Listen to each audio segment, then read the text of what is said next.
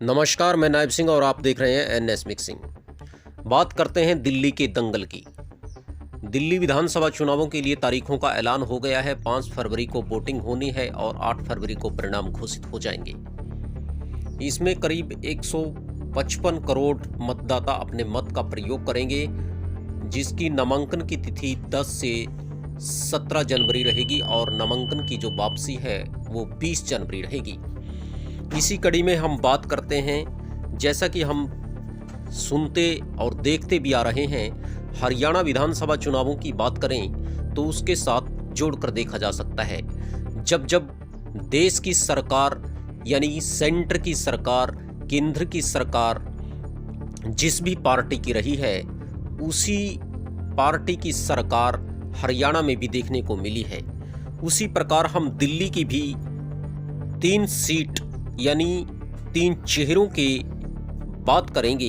दिल्ली में किस किस पार्टी की बनेगी सरकार, इस पे हम चर्चा करेंगे। और एक ऐसी सीट भी है, एक ऐसा मिथ्या भी है, जिस पे हम आपको बताएंगे कि इसके अनुसार जिस प्रकार सेंटर में जिस पार्टी की सरकार होती है, उसी प्रकार हरियाणा में भी उसी पार्टी की सरकार होती है।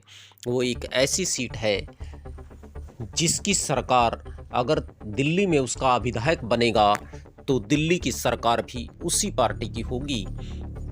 ये बड़ी खबर है, बड़ी ही रोचक कहानी है। एक सीट और 3 चेहरों पर होगा दारोमदार।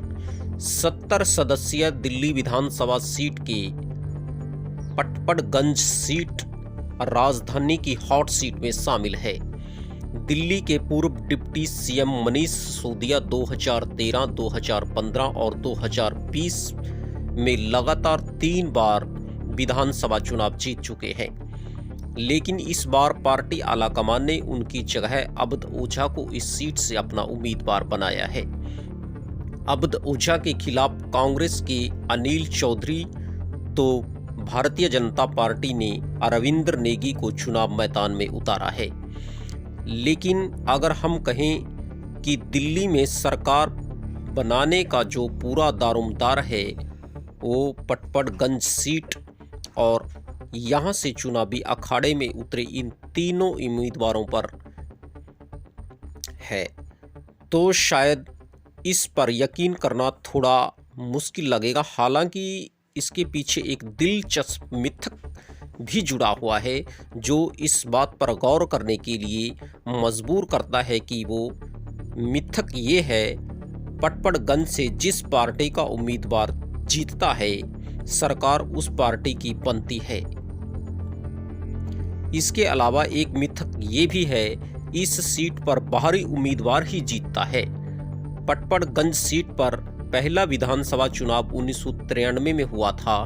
कृष्णा नगर के घोड़ली के रहने वाले ज्ञानचंद भारतीय जनता पार्टी की टिकट पर चुनाव जीते और दिल्ली में भारतीय जनता पार्टी की सरकार बनी।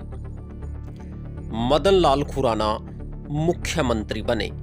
इसके बाद 1998, 2003, 2008 के चुनावों में पटपड़गंज सीट से कांग्रेस प्रत्याशियों ने जीत दर्ज की और 1998, 2003 में अम्बरीश गौतम, जबकि 2008 के चुनाव में अनिल चौधरी पटपड़गंज से विधायक बने और कांग्रेस 15 साल दिल्ली की सत्ता पर काबिज रही और शीला दीक्षित 15 साल तक दिल्ली की मुख्यमंत्री रही, जिसने दिल्ली को वर्ल्ड के नक्शे पर ला करके खड़ा कर दिया।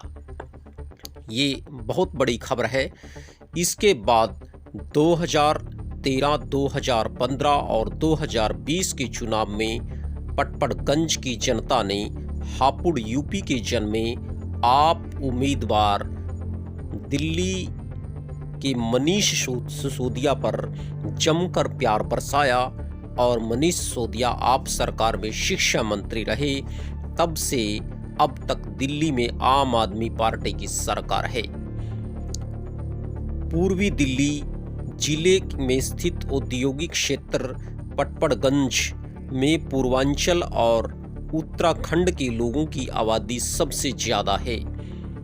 1993 से लेकर 2008 तक यह सीट आरक्षित थी, पर इस सीमन के बाद अब यह सीट सामान्य हो गई है।